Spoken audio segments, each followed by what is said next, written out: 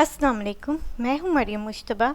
आज के प्रोग्राम एहसानुल क़सस में हम फिर हाज़िर होते हैं। एहसानुल क़सस का आज का हमारा वाक़या है अम्मार यासिर कौन है।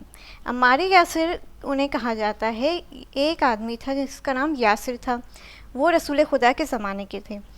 उनसे रसूल खुदा ने कहा था कि आले यासिर तुम लोगों को सख्तियाँ झेलनी होंगी।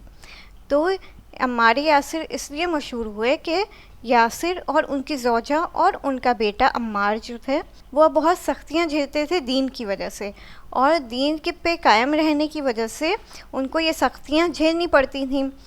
यासिर को ये सख्तियाँ झेलनी पड़ती थी कि उस ज़माने का जो हाकिम था वो यासिर को कोड़े मारता था और उन्हें अज़ियतें देता था कि तुम इस दीन से हट जाओ और मोहम्मद सल्लल्लाहु अलैहि वसल्लम को नहीं मानो और उनके खुदा को नहीं मानो।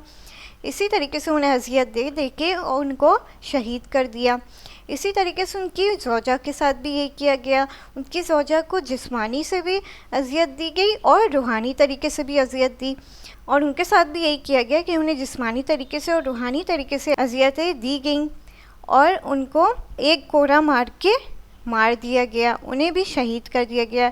इसी तरीके के साथ अम्मार के साथ भी यही हुआ कि अम्मार को जो है ना, उन्होंने कहा अम्मार को उन्होंने गरम रेत पे लिटा दिया और उन्हें इतना ज़्यादा उनके साथ सख्तियाँ की गईं कि वो बहुत ज़्यादा बीमार लगते थे। रसूल खुदा ने फरमाया कि जो है ना, तुम लोग सब्र और इस्तिकामत से काम लो, तुम लोग की जगह जन्नत में है। तो वो रसूल खुदा की बात को मानते हुए दीन पे चलते रहे और सब्र से काम लेते रहे। तो हमें भी चाहिए कि अपने दीन पे चलते रहें और किसी की बातों में ना आएँ और सब्र से काम लें, तो खुदा हम पे रहम करेगा और इसकी जज़ा देगा हमें। आज की स्टोरी में हमें ये मालूम होता है कि हमें सब्र से काम लेना चाहिए और इस्तिकामत से काम लेना चाहिए। खुदा इसकी जज़ा देगा और जन्नत में हमें जगह देगा।